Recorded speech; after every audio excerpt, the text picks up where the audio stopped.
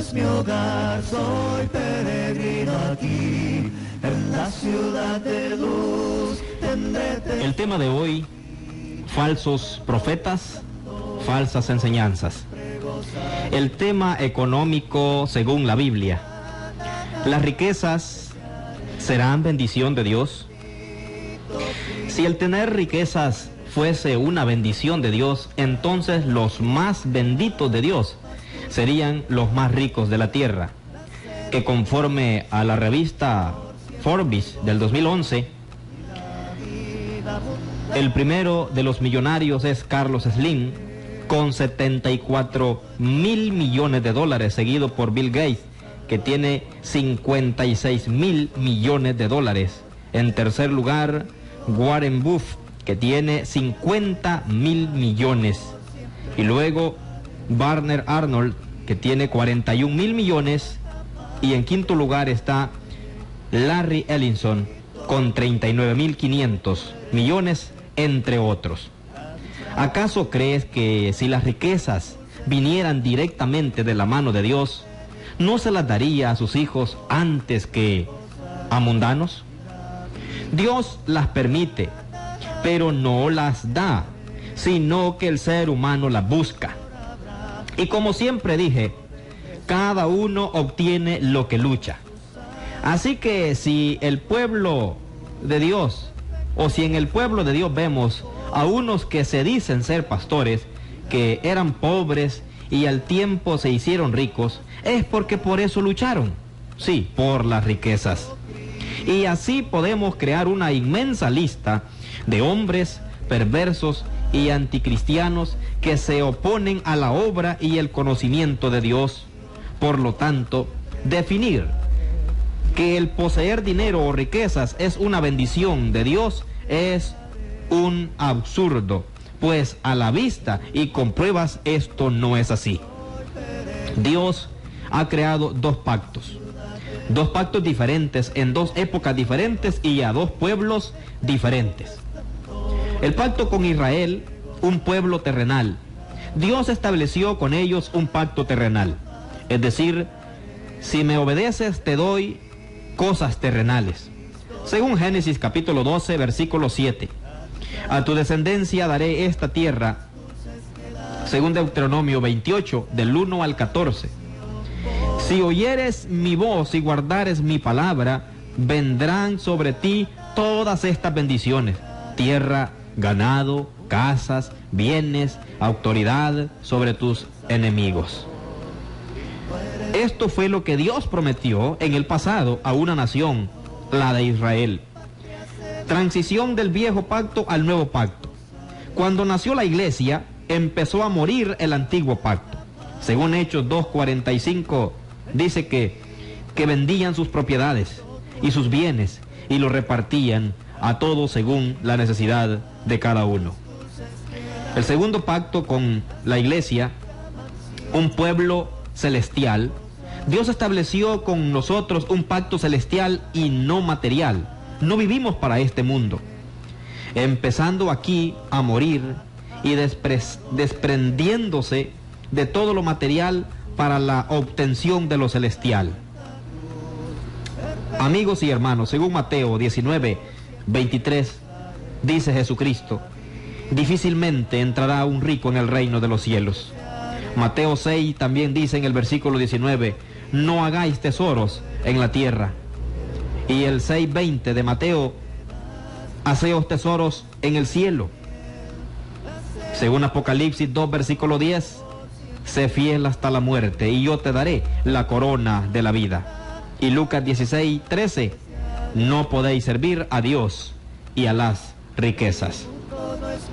Y los pastores fraudulentos han traspasado realmente parte del pacto que Dios hizo en el Antiguo Testamento con Israel al Nuevo Testamento con su iglesia, porque son amadores de deleites y de riquezas, y todo aquel que hace desordenadamente dinero del altar de Dios realmente es un lobo disfrazado de oveja, ya que está robando el dinero de Dios para ponerlo al servicio de Él o de Satanás. Es decir, en vez de utilizarlo para la extensión de la verdad del Evangelio de Dios, lo utilizan entre ellos y lo utilizan y sus súbditos también para llevar una vida placentera y en la creación de una iglesia local gigante y coqueta para seguir alimentando su fama, poder y dinero. Y no existe ningún versículo en todo el Nuevo Testamento que indique que Jesús viviera como rico o que nosotros, los seguidores de Él, tengamos que vivir en las condiciones que vive un rico. Pero sí hay decenas de versículos que hablan de lo contrario: sencillez y decencia. ¿Por qué las iglesias predican la prosperidad como bendición de Dios? Dios se goza de que no nos falten las cosas que a cada día necesitamos para vivir, pero de lo que no se goza, es más, detesta nuestro Dios, es todo lo que rodea al extra y extremos que nosotros no necesitamos para vivir, porque esos mismos materiales son los que nos arrebatan la fe de cada día. En 1 de Timoteo capítulo 6, versículo 10, la raíz de todos los males es el amor al dinero. Y esto ocurre cuando empezamos a codiciarlo, por supuesto, puesto que lo buscamos incansablemente, evadiendo inclusive lo que Dios quiere para nuestra propia vida, puesto que es como una droga que no nos alcanza la fuerza de voluntad para pelear contra ese espíritu que nos desvía. Y al final, en vez de nosotros comprar con ese dinero obtenido, fuimos nosotros comprados por Él, sí, por ese Dios de las riquezas. Según observamos de los ricos, es que nunca se sacian. Es decir, el que tiene 2 quiere 4, el que obtuvo los 4 quiere 6, y el que obtiene los 6 quiere 8, y así hasta el final, hasta el infinito. 1 de Timoteo capítulo 6 versículo 8, teniendo sustento y abrigo, estemos contentos con esto. Esto simboliza que estemos contentos con las cosas que son necesarias para cada día vivir. Si decimos que nuestro ejemplo es Cristo y queremos ser imitadores de Él, como dice su palabra, recordemos que Él, siendo el creador de la vida, nació en un pesebre. El dueño del universo vivió en una humilde casa. El dueño del oro y de la plata vivió en austeridad. Rey de reyes se coronó con una corona de espinas. Y por lo tanto, como Él fue el portador de nuestro nuevo pacto, todo aquel que quiera una corona de gloria tendrá que ponerse en la tierra una corona de espinas. Y también es importante mencionar que hay muchas iglesias que no son partidarias de la nueva doctrina de la prosperidad, es decir, con insistencia, pero sus líderes viven la prosperidad, pues sus hechos hablan de ellos. Pero de cierto, les digo que estos que no predican directamente o con insistencia la prosperidad, pero la viven, son tan hipócritas como los que también la predican, pues el mismo pago tendrán en el día de su propio juicio. Y donde puedes comprobar esto es en que unos años, nada más unos años de estar en un púlpito, han obtenido sus lujosas casas, lujosos coches, lujosas cuentas bancarias, y lo mismo con todos sus hijos y familiares cercanos. Y es imposible que un hombre que únicamente busca el reino de Dios con un sueldo o salario digno de un obrero acumule dichas riquezas. Pero me impacta más una cosa: una congregación de 5,000 personas ciegas, que un ladrón, es decir, una sola persona, ocupe un púlpito, pues es más difícil que 5,000 personas juntas fallen a que uno solo falle. Y si esto sucede, realmente no me queda más que decir que es una congregación, es porque posee una población de religiosos ignorantes de la Biblia, pues de lo contrario confrontarían al que asimismo se llama ministro de Dios. Leí un informe a finales de los años 70 que nació en los Estados Unidos un fuerte movimiento evangélico llamado el Evangelio de la Prosperidad, creando grandes imperios feroces, forrando de oro en todos los aspectos. Y en toda la historia de la iglesia, desde su nacimiento, jamás se había predicado ni vivido este tipo de evangelio sectario. Tanto el que lo predica como el que lo sigue y lo obedece tendrán sus consecuencias el día del juicio final, porque si este fuera el verdadero evangelio de Jesucristo, él mismo hubiera vivido la prosperidad con muchas riquezas. No tendría ningún derecho de estar pidiendo permiso el Señor para vivir de tal manera. Ni él, Cristo Jesús, ni los apóstoles se dieron grandes lujos como muchos falsos maestros se los dan en nuestro tiempo. Sin embargo, todos ellos, por amor a nosotros, vivieron en austeridad, y esto es únicamente lo que refleja la Biblia, la palabra de Dios.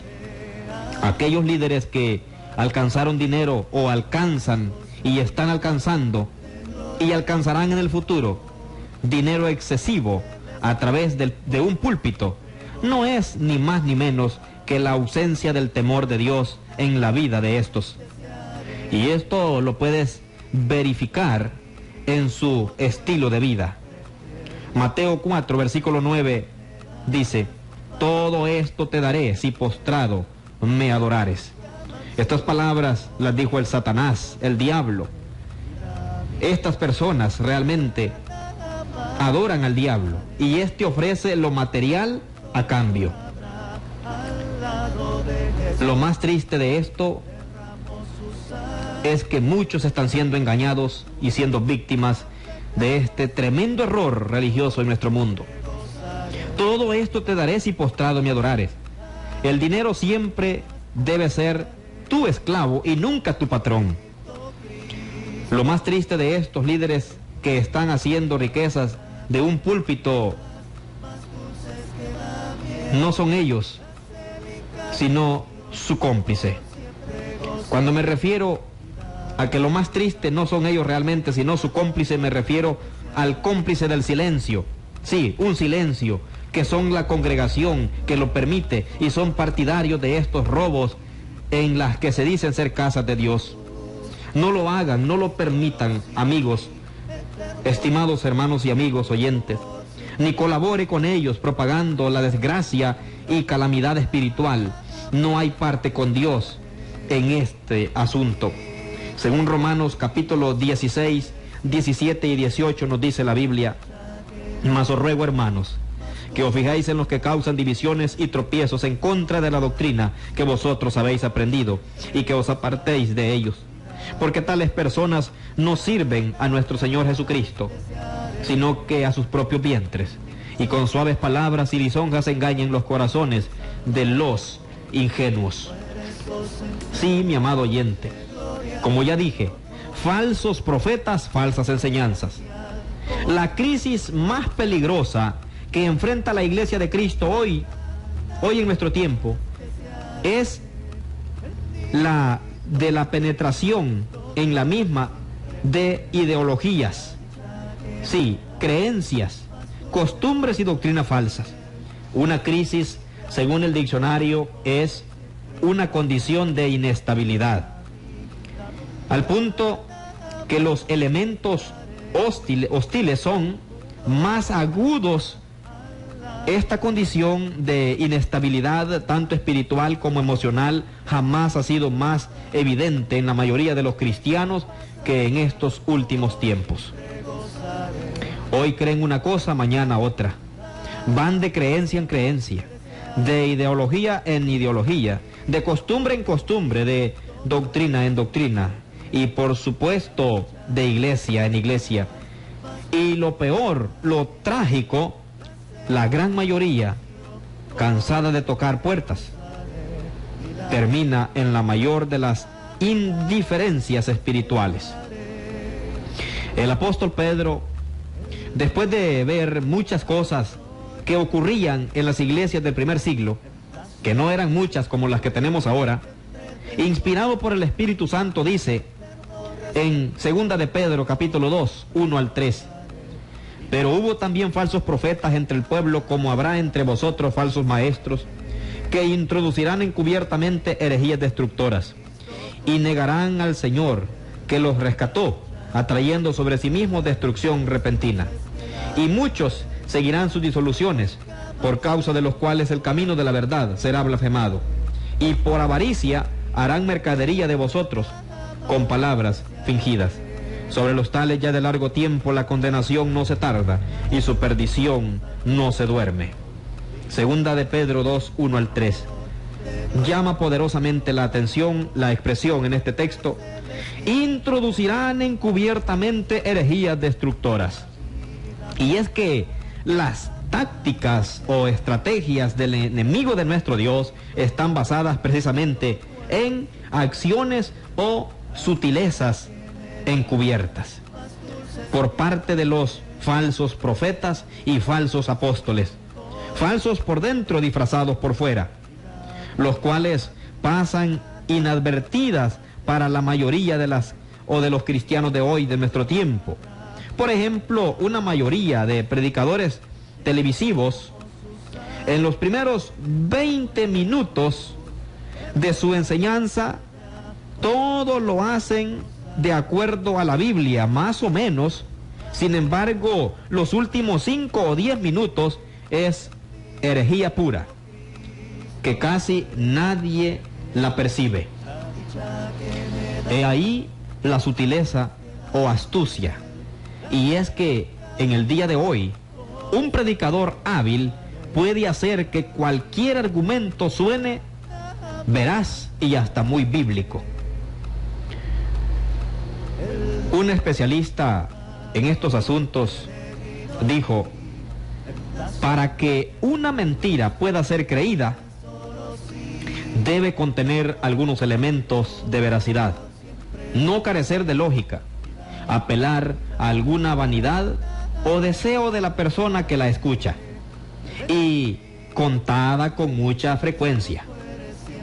Sí, Satanás es el padre de la mentira. En estos últimos tiempos ha venido propagando muchas mentiras que cumplen con dicho requisito. En una ocasión, un predicador cristiano conocía a un predicador sectario, y este miraba que el predicador sectario lo seguía mucha gente, era creíble su predicación, mientras que el predicador cristiano nadie le hacía caso. En cierta ocasión, la curiosidad del cristiano le invadió y le pregunta al predicador sectario: oye, ¿por qué si yo predicando la verdad nadie me cree, y tú predicando el error todos te creen y te siguen? A lo que el predicador sectario contesta muy serenamente: es que cuando tú predicas la verdad, la predicas como si fuera mentira, mientras que cuando yo predico la mentira, la predico como si fuera verdad. Sí, a veces esto pasa, porque a veces los mismos predicadores no tenemos las cualidades o la forma correcta o el carácter correcto, la definición correcta, la veracidad, la convicción, la seguridad o la elocuencia necesaria para hacer llegar el mensaje a la persona que lo necesita. Mientras que los falsos maestros tienen estas cualidades para llevar el error y propagar la mentira en el mundo. ¿No cree mi hermano que está escuchando que debemos nosotros tomar las armas en la guerra y comenzar a combatir fielmente la verdad, combatiendo el error, y no ser cristianos apagados, frívolos, que estamos en los rincones allí apartados, temblorosos porque tenemos miedo a enfrentar a un mundo lleno de violencia, de maldad y de mucha maldad espiritual a través del engaño religioso. Pero estas cosas pasan en nuestro tiempo. Es importante que hombres cristianos se levanten verdaderamente en defensa de la verdad, contendiendo por la fe ardientemente, con un corazón sincero y puro, y valientemente hablar con elocuencia la verdad de Dios, para poder derrotar a Satanás con sus mentiras y engaño, en el cual está cayendo miles y millones de personas en el mundo. Con mucha insistencia hoy se enseña en muchas iglesias como lo más importante es el poder de la mente. Así usted lo va a ver en campañas o en programas televisivos religiosos. Hablan del poder de la mente a las iglesias. Decretar prosperidad mental, prosperidad material. Es decir, cuando dicen prosperidad material, ningún problema económico. Eso están diciendo. Luego decretan prosperidad física. Están diciéndole ninguna enfermedad va a pasar con usted. Luego decretan prosperidad de la autoestima o un evangelio del éxito. Es decir, ningún fracaso. Si usted va a ese evangelio fácil y barato, dicen que usted va a ser exitoso. Ningún fracaso tendrá. Y así nos vamos por el estilo a un mensaje, y todo esto parece ser verdadero. Dios es bueno y justo, por supuesto, y quiere lo mejor para sus hijos. Esto no lo negamos. Además, en la Biblia se encuentran muchos pasajes que hablan de personas que disfrutaron de riquezas, de grandeza, de salud y de éxito, etc. También tiene lógica. Igualmente apela a la vanidad o, a lo natural, inclinación de la gente. Ustedes saben que el mundo está inclinado a una cosa, al mundo, a lo material, a la salud. ¿Quién no desea tener poder, riqueza, salud, prestigio, influencia, grandeza o éxito en la vida? ¿Acaso la aceptación ante los demás por causa de estas cosas no es placentera o placentero? Además de enseñar que toda persona cuando nace, dicen ellos también, Dios le coloca el nombre triunfadora o exitosa. Así dicen que Dios pone a la persona cuando nace. Los falsos profetas proclaman que tener todo lo anterior es evidencia de vivir bajo la bendición divina. Y la ausencia, o sea que el que no tiene esto, de estas mismas cosas, es señal de maldición, dicen ellos. Seamos sinceros. ¿Existirá un creyente que no se sienta atraído ante semejante oferta? ¿O preocupado, por no decir asustado, ante dicha amenaza? Por esta razón, una mayoría de creyentes ingenuos ha sido atrapada en la mentira más grande del diablo. Pero una mentira es una mentira incluso si todo el mundo la cree. Y aunque sea dicha con una gran seguridad, no deja de ser mentira. La verdad es la verdad, aunque nadie la quiera creer. Hoy abundan los falsos profetas y los falsos apóstoles, dirigidos desde el reino de las tinieblas, pero no necesariamente todos tienen que ser emisarios de Satanás. Especialistas en la materia nos enseñan a nosotros que muchos simplemente padecen de un delirio místico, es decir, una enfermedad psicológica que se manifiesta como un desajuste emocional con características religiosas. Y agregan también estos especialistas en esta materia de análisis de esta situación, también dijeron o dicen que la persona enferma se cree elegida por Dios para ser depositaria de una revelación que le coloca en un lugar privilegiado, y no le importa a esta persona si lo que dice que le ha sido revelado está de acuerdo con las Sagradas Escrituras o con la lógica. Son personas con desajustes emocionales, disturbios psicológicos, problemas éticos, conflictos familiares u otros antecedentes que dan origen a cierto tipo de patología mental. Amados hermanos y amigos, Juan, según Jeremías 23,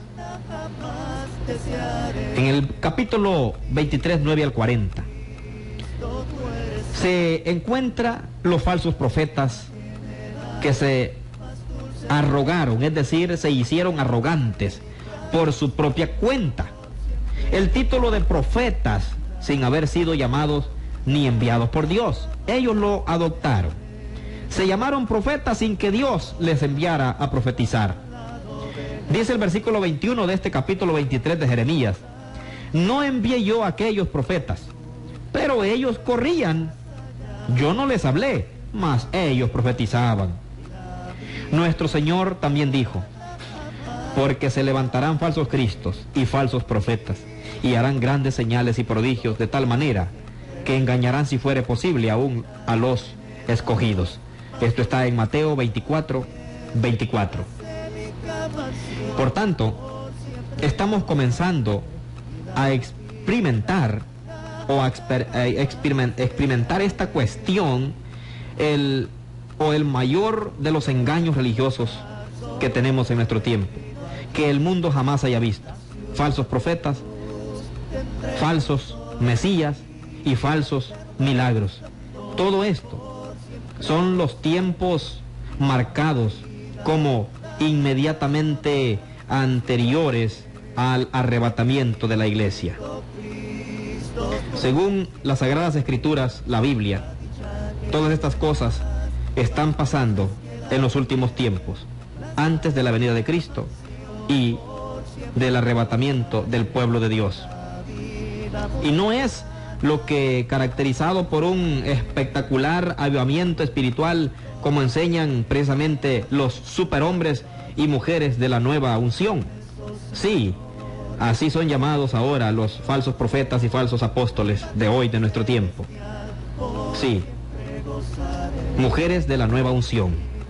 Igualmente, Juan, el apóstol, amonesta: amados, no creáis a todo espíritu, sino probad los espíritus si son de Dios, porque muchos falsos profetas han salido por el mundo. Primera de Juan 4, versículo 1. Dicho engaño religioso será complementado, o ya está siendo complementado muy pronto, con la aparición de versiones de la Biblia en las que las palabras tales como pecado, sangre, iglesia, cielo, infierno, perdidos o arrepentimiento y otras más ya no van a aparecer en estas nuevas versiones, a fin de que su mensaje no sea tan controversial, según afirman los falsos profetas. Bien, del ministerio profético del Antiguo Testamento, dice Lucas 16, 16, que la ley y los profetas eran hasta Juan. Desde entonces el reino de Dios es anunciado y todos se esfuerzan para entrar en él. Puede leer Mateo 11, versículo 13.